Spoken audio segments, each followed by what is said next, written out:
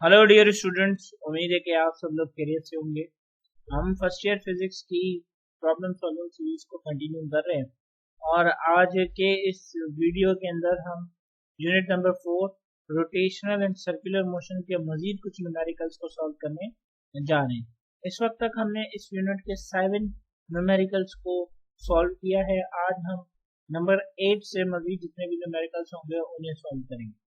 तो आइए हम बगैर किसी टाइम वेस्ट किए अपने न्यूमेरिकल्स की तरफ चलते हैं।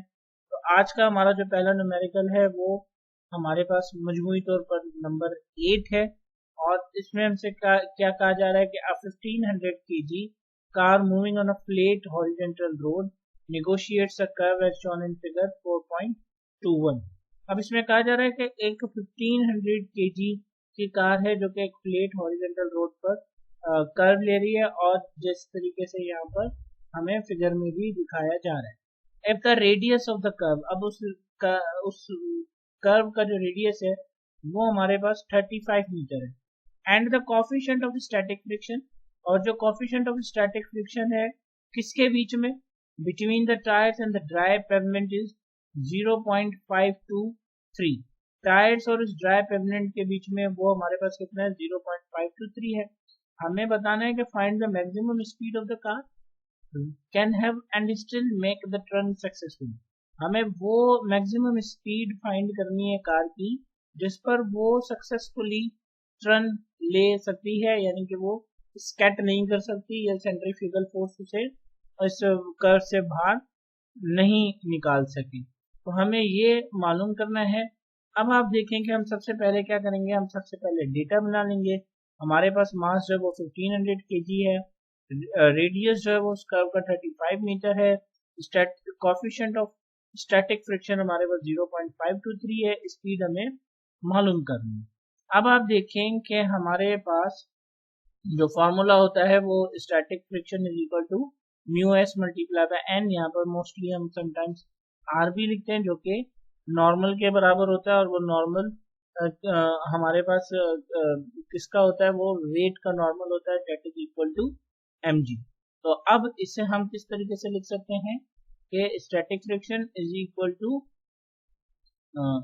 Coefficient of static friction multiply by M G. Clear. अब आप यहाँ देखें कि ये एक कर्व्ड ट्रैक है, ठीक है ना। इस कर्व ट्रैक पर कार टर्न ले रही है, तो यहाँ पर जो फ्रिक्शन है वो सेंट्रीपिटल फोर्स का काम कर रही है।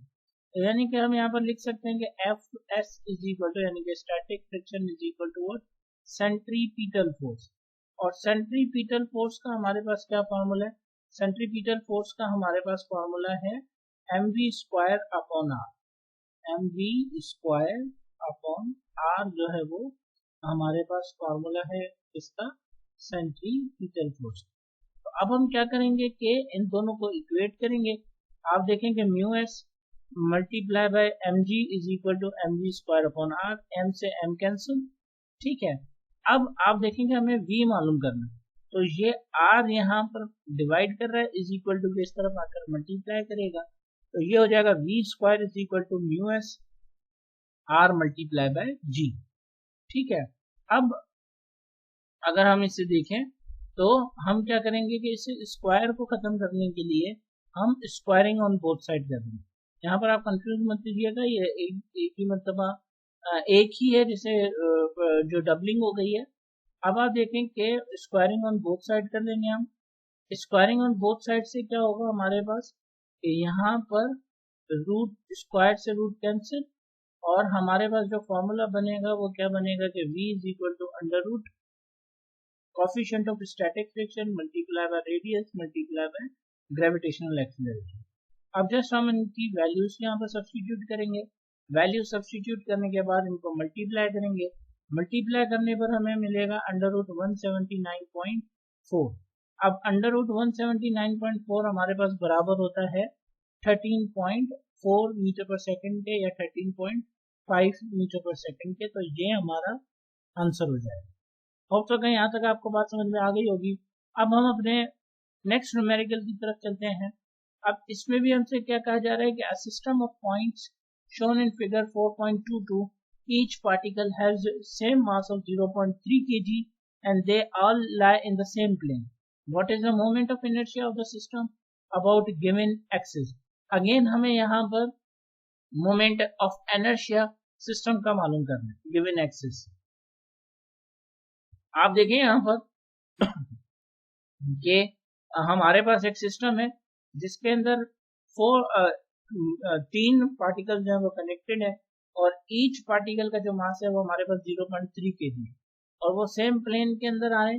हमें सिर्फ उनसे रिलेटेड उस सिस्टम का जो मोमेंट ऑफ इनर्शिया है वो कैलकुलेट करना है। तो आप देखें कि m1 हमारे पास 0.3 kg है और r1 हमने जो लिया है वो लिया 20 सेंटीमीटर। 20 सेंटीमीटर को मीटर में लें तो 0.2 मीटर्स आ जाता है। ये फिगर हमें गिवन है, बुक में भी गिवन है। m2 हमारे पास है 0.3 kg, ठीक है, और r2 हमारे पास है 40 सेंटीमीटर। अब 40 सेंटीमीटर को अगर हम मीटर में कन्वर्ट करें तो 0.4 मीटर आ जाता है। सिंपली हम 40 को डिवाइडेड बाय 100 कर देंगे। m3 हमारे पास क्या है 0.3 kg, r3 हमारे पास क्या है 50 सेंटीमीटर जो कि 0.5 मीटर के बराबर है। और हमें अब सिस्टम का मोमेंट ऑफ इनर्शिया मालूम करना है।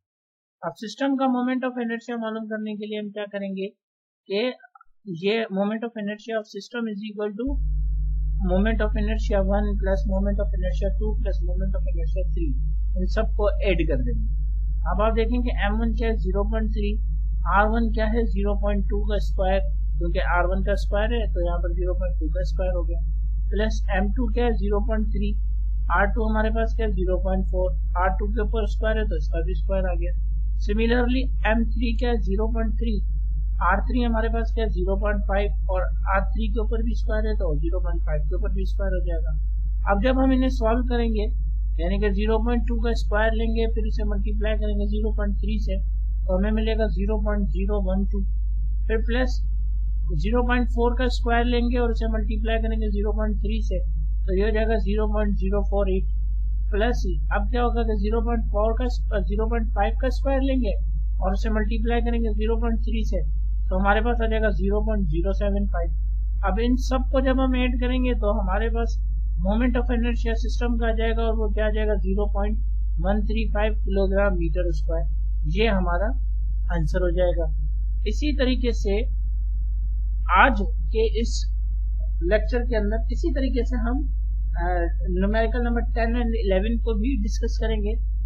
आज की वीडियो में हम इन्हीं दोनों न्यूमेरिकल तक रखते हैं। इंशाल्लाह नेक्स्ट की वीडियो में हम 10 एंड 11 न्यूमेरिकल को भी डिस्कस करेंगे। तब तक के लिए अल्लाह हाफिज।